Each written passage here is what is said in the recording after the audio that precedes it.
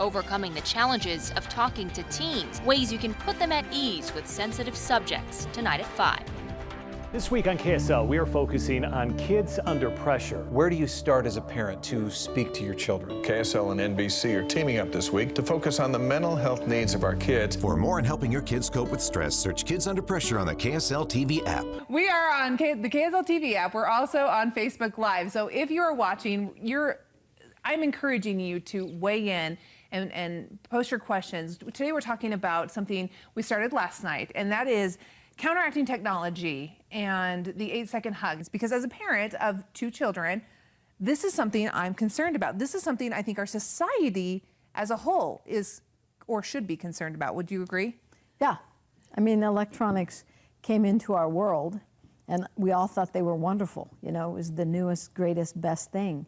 But now research is coming out as we're seeing some of the critical issues of depression, anxiety, and suicide ideation increasing at younger and younger ages amongst our kids.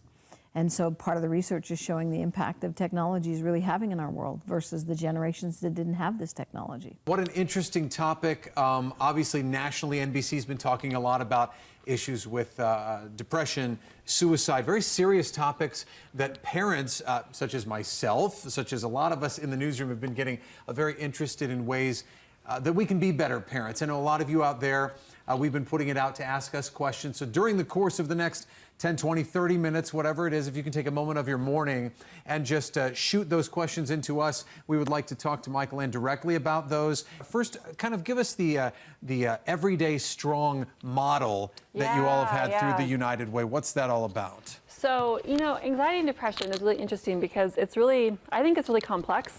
And we often are like, oh, if we just could get rid of cell phones, or we could just, change the biology, then kids would be, less anxious, less whatever. Or back in my day, we just handled it better. It's really a high pressure, high stakes position that we're putting these kids in. People don't realize how young children are when they start to have thoughts of suicide. Couldn't believe it. He was burning the candle at both ends. This generation of kids is facing more pressure than previous generations. We need to let them know that we are going to be there with them. Where do you start as a parent? You can't have an agenda other than safety. We need to have more oxytocin in our brain. 7, 8. As she said, don't let go until they do. This is called human connection. Let's save these lives. Thank you for staying with us for this special Kids Under Pressure report. All week, we've been focusing on ways we as parents can help our kids manage the stress in their lives. It's an issue we are committed to keep discussing, as we have seen the youth suicide rate right here in Utah triple over the last 10 years. This isn't a Harriman High School problem. This is a people problem. This time last year, the Harriman community sought answers after losing their 8th teenager to suicide in 1 year. Parents greeted students at the school every morning. Good morning. Thank you.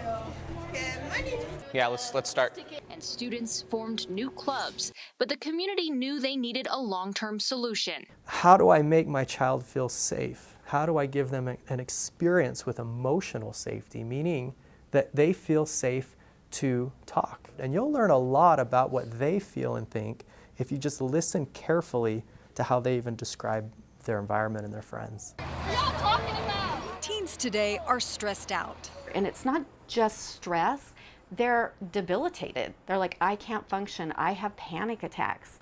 An increasing number are getting therapy online through video counseling. We'll log on and they're in their pajamas and we'll say, are you in your pajamas? This week we met Box Elder lacrosse coach Juan Gatan. He said 2 of his players took their own lives within 6 months, and it spurred a change in tactics for the whole team. I decided to take action and change to get to know my boys a little better. I think it shows them that someone cares. The coach opened up to his players about his own struggles and encourages them to share theirs. One of the biggest frustrations for Utah parents is the struggle to find professional help for their children. Waits are often months long, but there is a new option that doesn't even require leaving your home. New services are being offered through websites like teencounseling.com.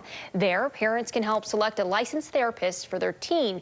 Then they can have sessions via video, phone, or even text messages. Senior Cody Callie feels it. Times get really stressful. So does sophomore Kylan Johnson. Yes, very much so. These last few weeks, The end of the year test. My AP testing. Yeah, so of school, My grades. moving forward into a new chapter of your life. take a toll. My parents are definitely like, you need to take a chill pill. It's really a high pressure, high stakes position that we're putting these kids in. Of all the things we learned this week about helping kids handle pressure, one of the easiest is a simple hug. News specialist Cher Park shows us how research has proven just a few hugs a day can make a big difference in your relationship.